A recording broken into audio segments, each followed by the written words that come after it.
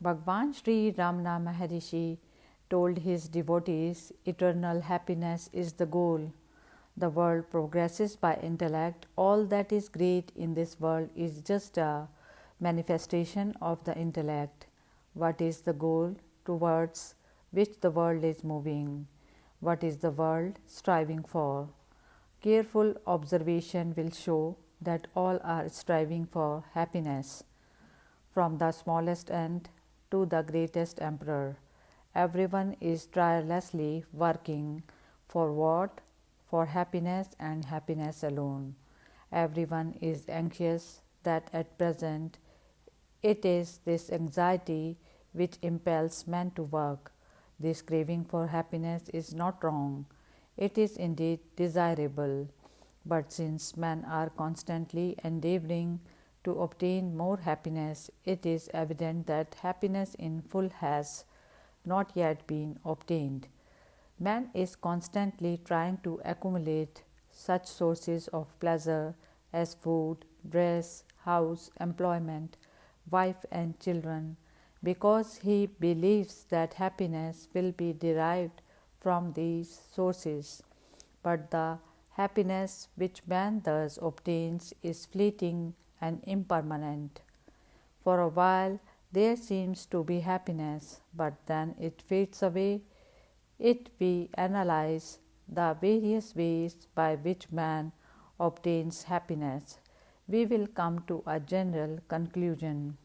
The happiness so far found by him is that which has been experienced through the five senses organs, namely the eyes, ears, tongue, nose, and skin. Thus, down through the ages, human effort has been directly only towards acquiring objects for the satisfaction of these five senses. When his eyes see pleasurable things, man derives happiness. When those things vanish, he becomes gloomy. When his ears hear pleasing music or words, man is happy. When those pleasurable sounds are denied him, he sinks into sorrow. Like sight and hearing, the sensations of touch, taste, and smell are also experienced by man as either happiness or misery. Although these five senses seem to give happiness, they do not give it uninterruptedly. By watching too many cinema shows, the eyes becomes impaired. Further, since the various other pleasing sights come to an end, it is impossible for man to watch them constantly. The same is the case with the happiness experienced through the sense of hearing. How long can a man listen to a concert? Either the concert will come to its natural end, or else the individual will have to leave the place on account of some other work. Thus, there is an end to the happiness experienced through the sense of hearing. Similar is the case with the sense of smell. In fact, the continuous enjoyment of strong and pleasant odors may at length produce a headache of bleeding from the nose. Moreover, those things from which pleasant odors emanate lose them rapidly. We find the same to be true about the sense of taste. Can one stuff one's stomach beyond its capacity with even the tastiest dish? Beyond a certain limit, the tongue finds even that tastiest dish repulsive.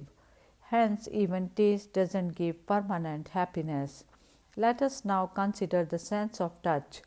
When a silky, soft flower touches the body, there is a sensation of pleasure, but the flower withers away rapidly. Moreover, after a while, we become accustomed to the sensations and it ceases altogether to give us pleasure. The same is also true of cool breeze and other such things.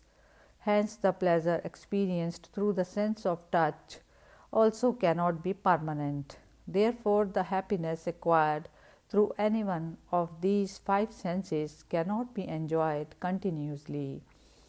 Beyond a certain limit, they may actually become sources of pain instead of pleasure. Hence, the foregoing scrutiny can only lead us to the conclusion that the permanent and perfect happiness sought by man cannot be obtained through the five senses. It is certain that everyone wants happiness in full, untainted by even an iota of sorrow. This can in no way be denied. However, no one has so far been able to obtain such happiness by gratifying the five senses. It is thus quite clear that up till now perfect happiness has not been obtained in spite of all the world's progress and endeavors through the above mentioned means. Yet, in such perfect happiness impossible? No, one can have it here and now. There is nothing wrong in all living beings aspiring for perennial and full happiness untainted by sorrow. The desire for happiness is not wrong. Happiness must be obtained. It is in fact the supreme goal for all human beings, but the means to obtain it, which have been charted and followed by people up till now, are wrong. The defect is only in the means and not in the goal. That is why man is not able to enjoy perfect happiness despite the Herculean effort he has made to achieve it. The paths leading people to the perfect happiness, which is desired by one and all, are the religions that have come into existence on earth. Religion is the principle or path found by mind. The purpose of all religions is to show mankind the best means for achieving perfect happiness. But unfortunately, nowadays, though various religions point out their own distinct roads towards this great objective, every man, regardless of his religion, is stopped on the way and is prevented from obtaining happiness on account of religious bigotry and also of not knowing the true significance of religious tenets. With true love and faith, follow that religion in which you have belief and turn within. Do not jump outwards, criticizing and arguing against other religions on account of bigotry for your own religion. At this juncture, mankind needs a proper guide. Such guides, the great ones, are generally called by people Avatar Purushas, that is, God in human form. They are those who have achieved and are well settled in that perfect happiness, which is the goal of mankind. They ever remain effortlessly in that blissful state and also help others to obtain it. Among those Gyan Gurus, the most recent one is Bhagwan Sri Ramana Maharishi, who lived as the world Guru on the southern slope of Arunachalam, the sacred hill. What did Sri Ramana Bhagwan teach the world? What is the supreme benefit which mankind can derive from his teaching? What is the ultimate objective for which man, by means of his intellect, has been ceaselessly working in different fields of endeavor throughout so many ages? Is it not for happiness? It is to achieve this very end that Sri Bhagwan has shown us a direct path, which is his own unique discovery and which is at the same time the quintessence of all the paths paved by those great ones who came before him. It will be found at the end of this research how his teachings is the direct path, like the hypotenuse of a right angled triangle, and an easy one to follow. Now, who is to fit to follow this path to bliss which Sri Bhagwan has shown? Are the Brahmins alone fit to follow it, or are Hindus alone qualified to follow it? Is Bhagwan Sri Ramana Maharishi a guru for Hindus only? Does he propagate a particular religious faith which is already in the world, or is it an altogether new religion? Such questions may arise in the mind of the reader. The path of a Sri Bhagwan Ramana Maharishi is meant for anyone who craves for happiness. Is there anyone in the world who doesn't want happiness? Even one who denies the existence of God will not admit that he doesn't want happiness. Therefore, an atheist can also obtain perfect happiness through the path of Sri Ramana Maharishi. No human being is excluded from this path.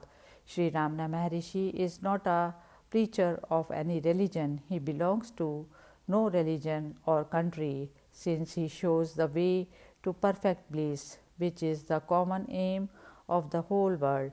He is the Jagat Guru, and since unbound by the tenets and traditions of any religion, he teaches one and all the path to obtain the common aim, bliss eternal.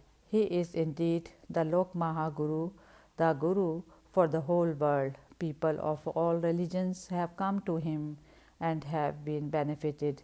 Moreover, no matter to which religion one belongs, one feels in one's heart, Sri Ramana Maharishi is the Guru of my own religion, and has devotion to him. Therefore, let us see what is the path of Sri Bhagwan Sri Ramana Maharishi. Hari Om Tat Sat.